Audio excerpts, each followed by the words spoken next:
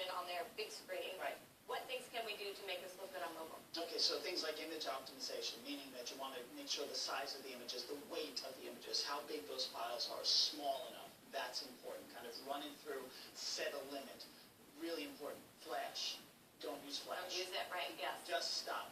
You know, this may mark final thing, the death throes of Flash, this particular move. Designed for vertical. So don't make people scroll to the right or left to find the stuff on your site. Imagine that it's a phone, you know, a Galaxy or an iPhone, and then they're just doing this. If you put all your information in a vertical scroll, you're going to help yourself immensely. And then there's also something called responsive design.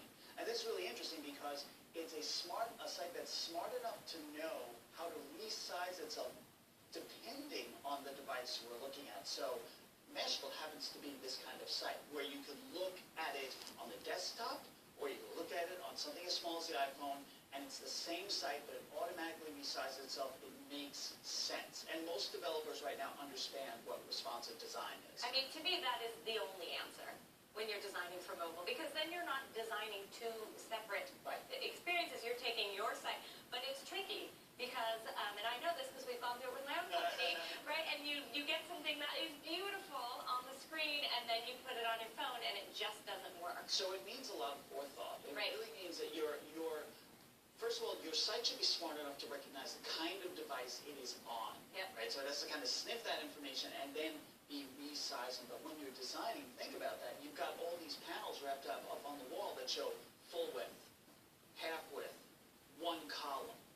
You know, when we were designing our site, that's kind of what we went through, and it seemed very complex, but once you do it, Right. then it kind of lays the groundwork, and it becomes a lot easier. Now, if you're concerned, if you don't know, you've got your own website, you have no idea, is it ready?